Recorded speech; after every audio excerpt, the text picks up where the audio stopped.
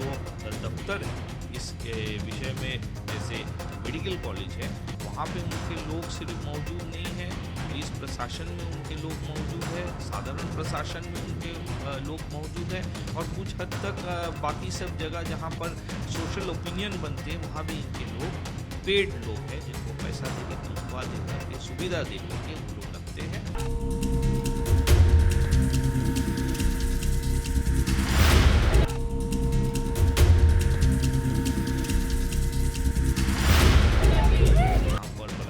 बलात्कार की घटना के बाद आज कोर्ट में मैं समझता हूँ कि स्वास्थ्य दफ्तर के लोग भी इसमें लिप्त है,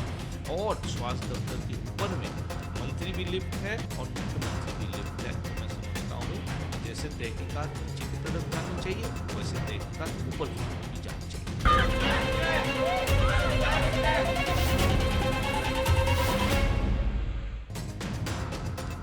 कोलकाता में लेडी डॉक्टर के रेप और मर्डर के मामले की जांच जारी है। सीबीआई लगातार इस मामले की जांच कर रही है। सीबीआई कई लोगों से इस मामले में लगातार पूछताछ कर रही है। इस मामले के आरोपी संजय रॉय से पूछताछ में कई बड़े खुलासे सामने आए हैं। वहीं इस मामले में कोलकाता अस्पताल के प्रिंसिपल संदीप घोष को लेकर भी कई खुलासे हो रहे हैं। संदीप घोष इस पूरे मामले में घिरते हुए नजर आ रहे हैं। इस मामले में अब संदीप घोष को लेकर एक डॉक्टर ने बड़ा खुलासा किया है।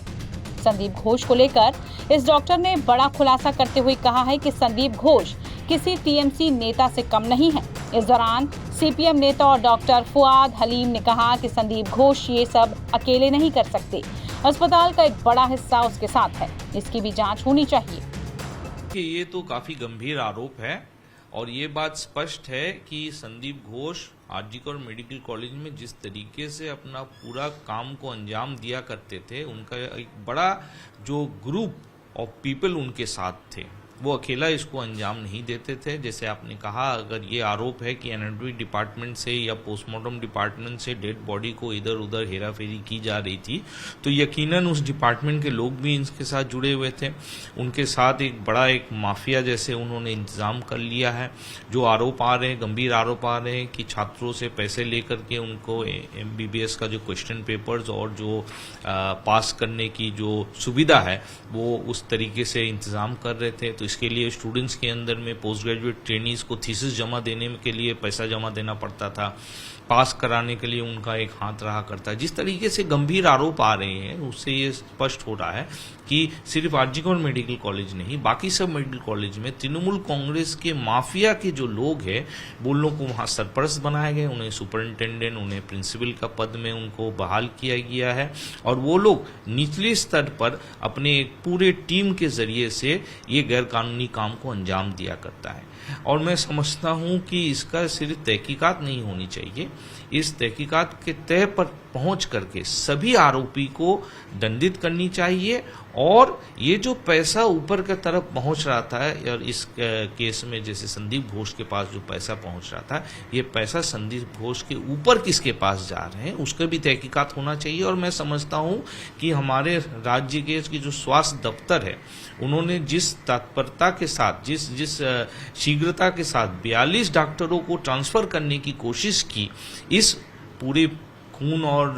जो धर्षण है, जो यहाँ पर बलात्कार है, बलात्कार की घटना के बाद आरजी कोर्ट में, मैं समझता हूँ कि स्वास्थ्य दफ्तर के लोग भी इसमें लिप्त है, और स्वास्थ्य दफ्तर के ऊपर में मंत्री भी लिप्त है और मुख्यमंत्री भी लिप्त है। तो मैं समझता हूँ कि जैसे तहकीकात नीचे की तरफ जानी चाहिए, वैसे तहकीकात ऊपर की तरफ भी जानी चाहिए। सर, आप भी एक डॉक्टर हैं, इतना बड़ा एक अस्पताल में नेक्सस चलाना, इतना स्कैम करना, क्या ये मतलब रूलिंग पार्टी या सरकार के सपोर्ट के बिना संभव है? मैं समझता हूं कि ये पूरा एक माफिया है, और ये माफिया के लोग सिर्फ सरकारी जो दफ्तर है, इसके विषय में जैसे मेडिकल कॉलेज है, वहाँ पे उनके लोग सिर्फ मौजूद नहीं है, पुलिस प्रशासन में उनके लोग मौजूद है, साधारण प्रशासन में उनके लोग मौजूद है, और कुछ हद तक बाकी सब जगह जहाँ पर सोशल ओपिनियन बनते हैं, वहाँ भी इनके लोग पेड लोग हैं, जिनको पैसा देके, तनख्वाह दे करके, सुविधा दे करके वो लोग रखते हैं।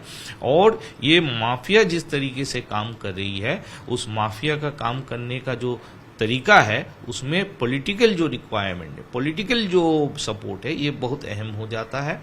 और पॉलिटिकल लोग इसमें लिप्त है। पॉलिटिकल लोग वही हो सकते हैं जो पावर में है और वर्तमान पश्चिम बंगाल में अभी तृणमूल कांग्रेस पावर में है, तो तृणमूल कांग्रेस के लोग इसमें यकीनन लिप्त है। संदीप घोष तृणमूल कांग्रेस के एक बड़े सपोर्टर रह चुके हैं, उनके छवि सामने आई है जहां वो तृणमूल के अलग अलग कार्य में वो शामिल थे। वो खुशी मना रहे हैं जब तृणमूल कांग्रेस की जीत हो रही है, तो ये सब एक साथ मिलकर के ये कह रही है कि वो तृणमूल का आदमी है, तृणमूल का सुविधा लिए हैं, तृणमूल का सपोर्ट लेकर के उन्होंने अपनी गैरकानूनी काम को अंजाम दिया। इस दौरान डॉक्टर फुआद ने ममता सरकार पर भी निशाना साधा और कहा कि ममता सरकार प्रेशर में एक्शन ले रही है। इस दौरान उन्होंने ममता सरकार और संदीप घोष को लेकर भी कई अन्य खुलासे किए हैं।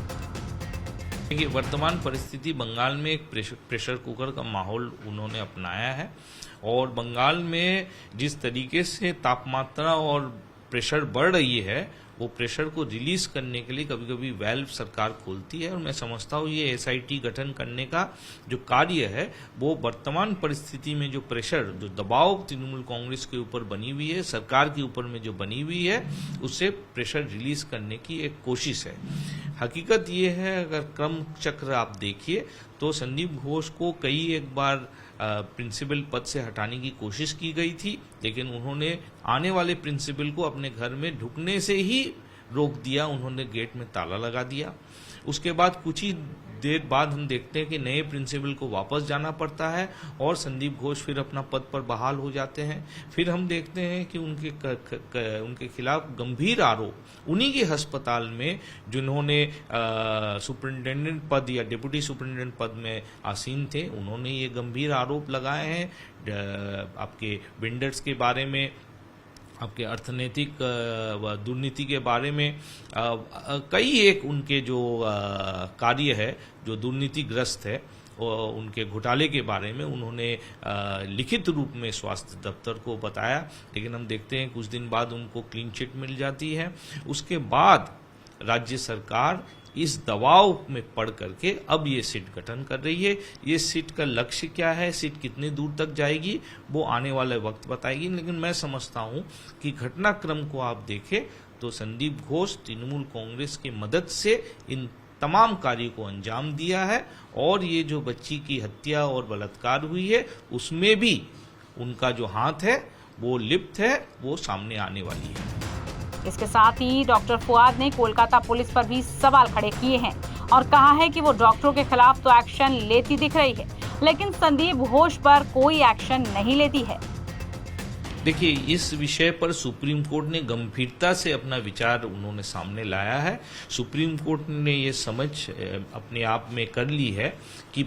पश्चिम बंगाल में जो प्रशासन है, विशेष करके जो पुलिस प्रशासन है, वो जो आरोपी है, जो लोग इस पूरे घटनाक्रम में 9 अगस्त के बाद तथ्य को छिपाने की कोशिश कर रही है, वहां पर सही तरीके से इन्वेस्टिगेशन न हो उसके लिए वो लोग